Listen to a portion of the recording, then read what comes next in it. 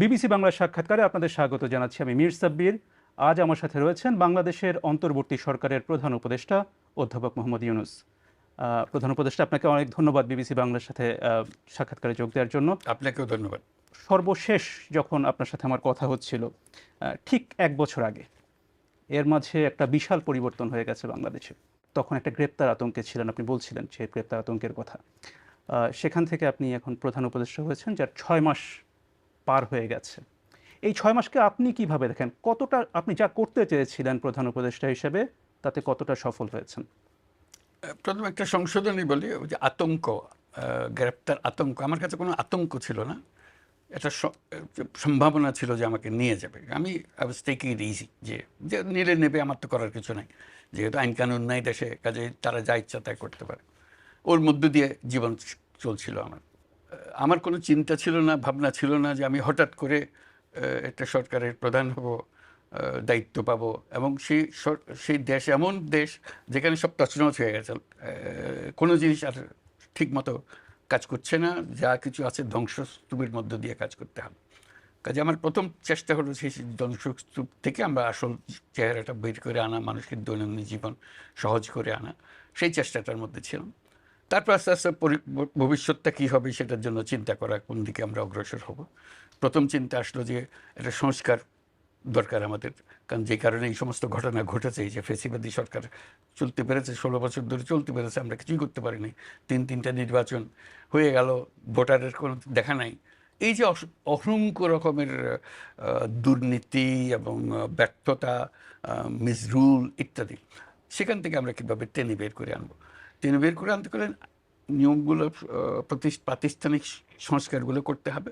সেই জন্য প্রথম চোটে আমরা ঠিক করলাম যে আমরা কতটা টেনে বের করতে পেরেছেন বলে মনে হয় আপনার কাছে? কতটা আমরা সংস্কারের বিষয়ে সংস্কার তখন শুরু করি না, না।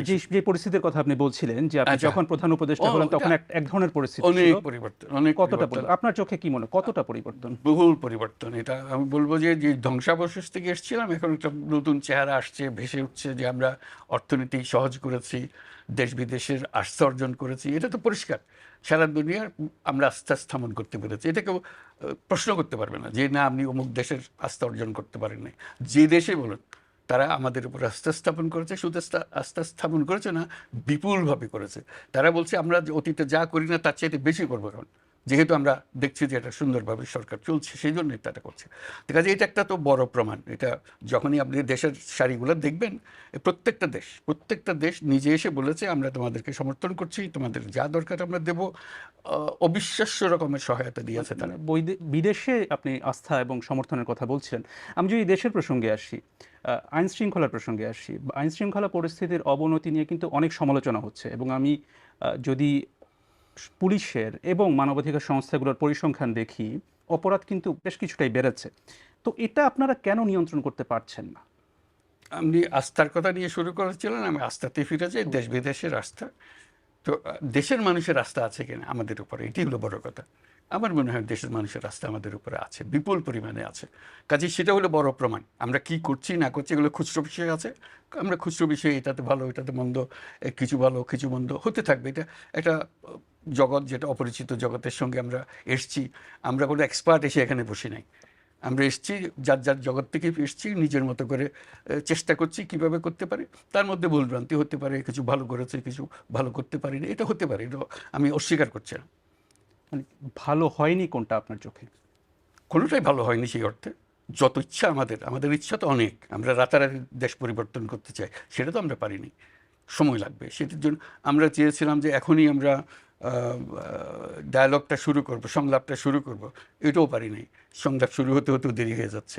এগুলো আর কি, যেহেতু সময় মতো আমরা করতে চেয়েছি, ওই সময় মতো পাইনি। আমরা অনেকগুলো সংস্কার কমিশন করেছি, আমাদেরকে 90 দিনের মধ্যে তাদের কমিশনের রিপোর্ট দেওয়ার কথা, তারা দিতে পারে নাই। আমি তাদেরকে অভিযোগ করছি না, কারণ বিশাল একটা কাজ। আর একটু সময় চেয়েছে, 1 মাস সময় চেয়েছে, আরও 2 মাস সময় চেয়েছে, কাজে ওইটুকু একটু পিছিয়ে গেছে। এগুলো আর কি, এগুলো কাজ করতে গেলে যা হয়।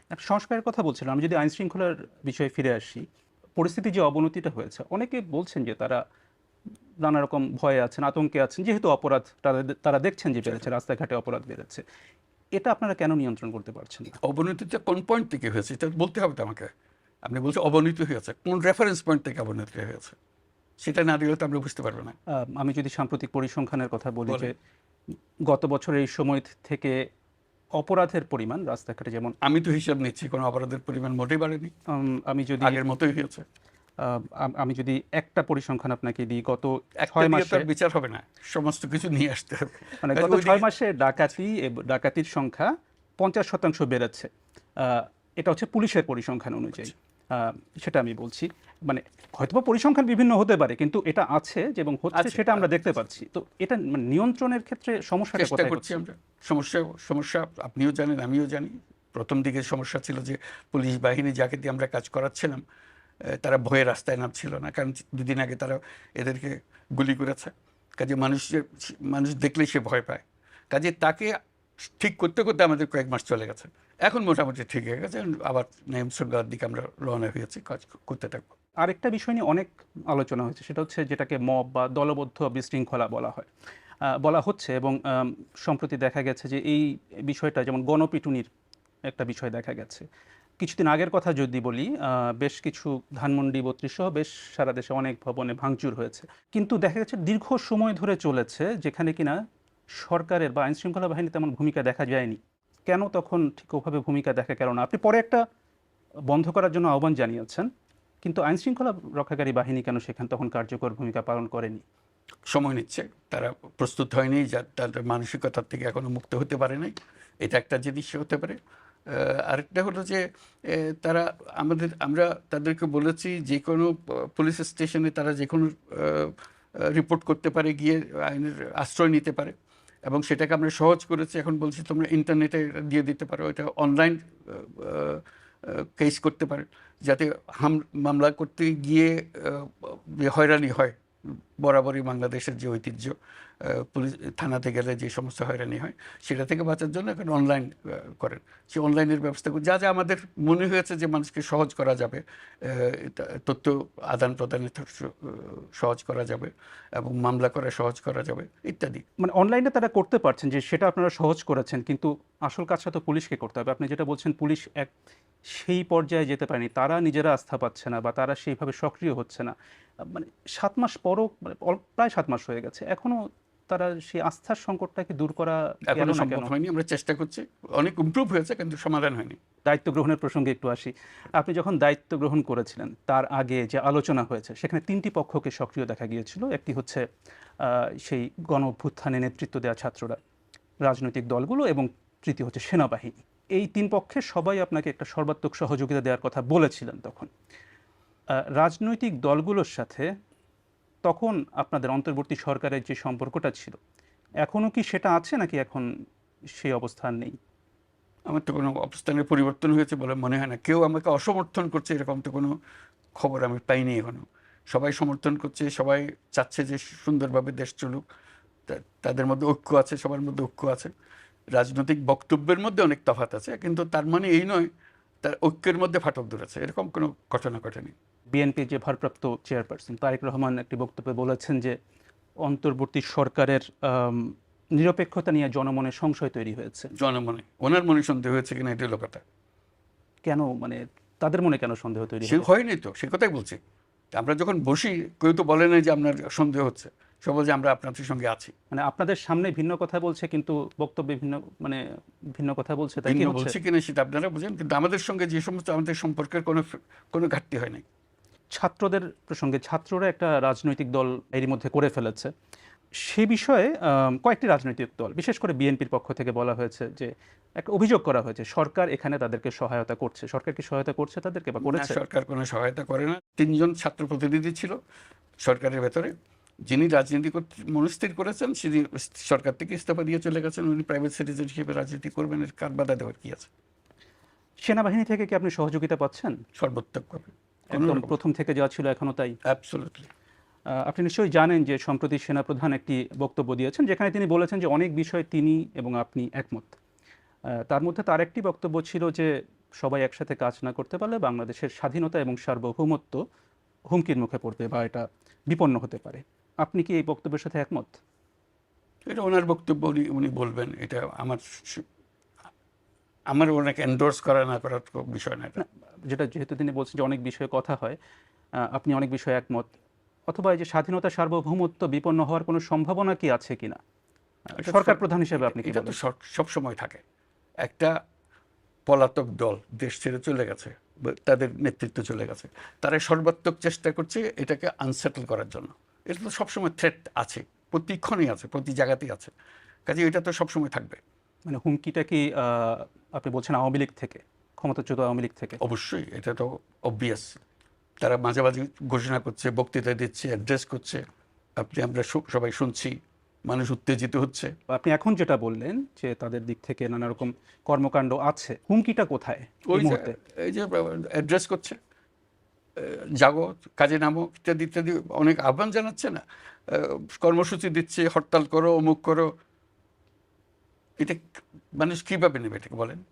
এটা কীভাবে মিষ্টি মুখে চলে যাবে সব?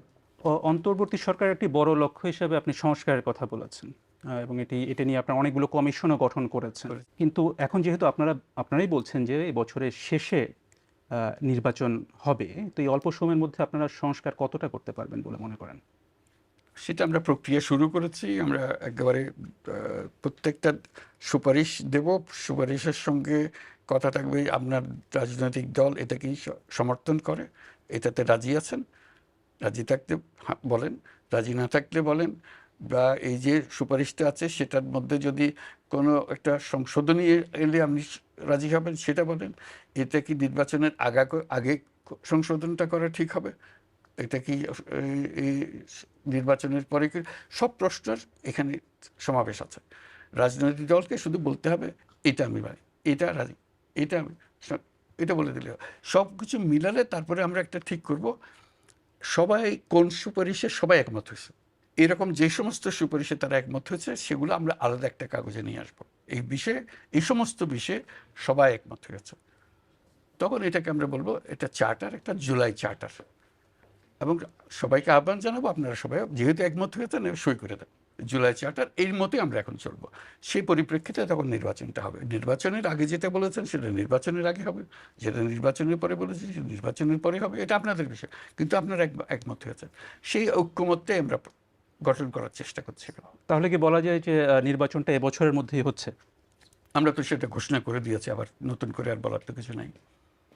সর্বশেষ যখন আপনার সাথে কথা হচ্ছিল তখন আপনি একটা বিষয় বলেছিলেন যে এই যে আপনার উপরে যে মামলা, হয়রানি, এসব কারণে আপনি ব্যক্তিগত জীবনে নানাভাবে প্রভাবিত হচ্ছেন। এখন এই যে এই 6 মাস প্রধান উপদেষ্টা হিসেবে থাকার পর আপনার ব্যক্তিগত জীবন কিভাবে প্রভাবিত হয়েছে? আমি তো এখন সে ব্যক্তিগত জীবন থেকে বিচ্যুত হয়ে গেছি। এখন তো আমার জীবন অন্য রকমের, এই বদ্ধ করে কাজ করার মতো জীবন। আমার দিকে ওদিকে কাজ করার সুযোগ নেই, যেটুকু করার খুব সীমাবদ্ধভাবে আমাকে ফোকাসড ওয়েতে সেগুলো করতে হচ্ছে।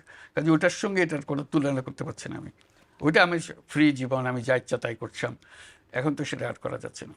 গণ অভ্যুত্থানের পর থেকে ভারতের সাথে বাংলাদেশের সম্পর্কের একটি অবনতি দেখা গেছে।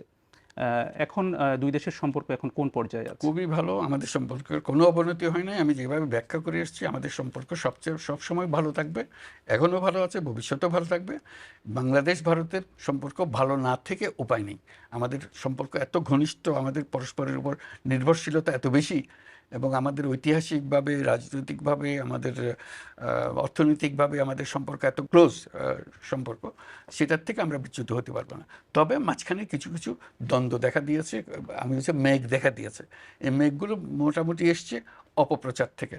অপপ্রচারের সূত্র কারা সেটা অন্যরা বিচার করবে, কিন্তু এই অপপ্রচারের ফলে আমাদের সঙ্গে একটা ভুল বোঝাবুঝি হয়ে গেছে। সেই ভুল বোঝাবুঝির থেকে আমরা উত্তরণ করার চেষ্টা করছি, কিন্তু মূল সম্পর্কের মধ্যে কোনো তার সাথে আপনার সরাসরি ভারত সরকারের সাথে আপনার সরাসরি যোগাযোগ হচ্ছে? সবসময় যোগাযোগ হচ্ছে আমাদের। তারা এখানে আসছে, আমাদের লোকজন সেখানে যাচ্ছে। প্রাইম মিনিস্টার মোদির সঙ্গে আমার প্রথম চোটেই কথাবার্তা হয়ে গেছে। ইলন মাস্কের সাথে সম্প্রতি আপনার একটা কথা হয়েছে এবং তাকে আপনি বাংলাদেশে আমন্ত্রণও জানিয়েছেন। এটা কি যুক্তরাষ্ট্রের নতুন প্রশাসনের সাথে একটা সম্পর্ক তৈরির চেষ্টা এটা নাকি? মূলত ছিল স্টারলিংক নিয়ে, একটা ব্যবসায়িক একটা সম্পর্কের বিষয় ছিল। সেই বিষয়ে আমরা আলাপ করছি যে স্টারলিংকের কানেকশনটা আমরা নিতে চাই। আওয়ামী লীগের রাজনীতি নিয়ে রাজনৈতিক দলগুলোর মধ্যে মতভেদ দেখা গেছে, বিভিন্নজন বিভিন্ন কথা বলছেন। এটা নিয়ে আপনার অবস্থানটা কি? ওই যে ঐক্যমত, আমরা বরাবরই ফিরে যাচ্ছি ঐক্যমতে, সবাই মিলে যা ঠিক করবে আমরা তাই করব। মানে এই বিষয়ে আপনার সরাসরি আমার কোনো অবস্থান নেই যে সরাসরি অবস্থান আওয়ামী লীগ কি নিষিদ্ধ হবে অথবা রাজনীতি করবে কিনা, নির্বাচনে অংশ নেবে কিনা, এটা নিয়ে? আমি অত ডিটেলসে যাচ্ছি না। আমার বরাবরের পজিশন যেটা, সেটা হলো যে আমরা সবাই এই দেশের নাগরিক, আমাদের এই দেশের উপরে সমান অধিকার, আমরা সব ভাই ভাই, আমাদেরকে এই দেশেই বাঁচতে হবে, এ দেশকেই বড় করতে হবে। কাজে যে মত দল করবে তো বটে, সব কিছু করবে, কারো কোনো এই দেশ থেকে কেড়ে নেওয়ার, এদের তার অধিকার কেড়ে নেওয়ার কোনো উপায় নাই। কিন্তু যে অন্যায় করেছে, যার বিচার হওয়া উচিত, তার বিচার হতে হবে, এটুকুই শুধু। বাংলাদেশের যে রাষ্ট্রীয় কাঠামো, তাতে সরকার প্রধানের সাথে রাষ্ট্রপতির একটা নিয়মিত যোগাযোগ থাকার কথা। আপনার সাথে কি বর্তমান রাষ্ট্রপতির সাথে যোগাযোগ হয়? যখনই প্রয়োজন হয়, শুধু শুধু তো গিয়ে ওনার সময় নষ্ট করার দরকার নেই, যখনই দরকার হয় আমরা তার কাছে যাই।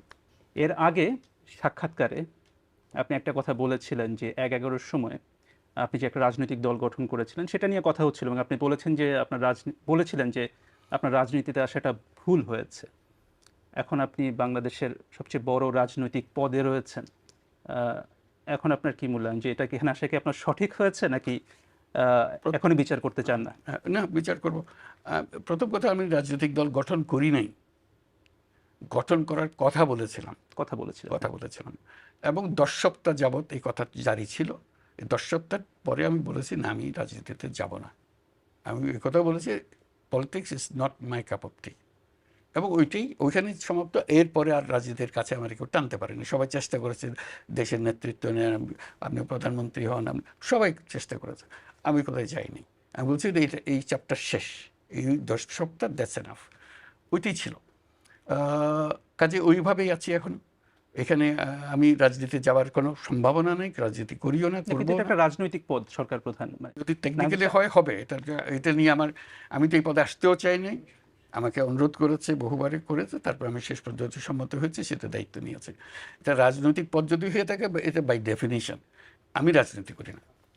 প্রধান উপদেষ্টা অধ্যাপক মোহাম্মদ ইউনূস, আপনাকে অনেক ধন্যবাদ বিবিসি বাংলাকে সময় দেওয়ার জন্য। ধন্যবাদ আপনাকে।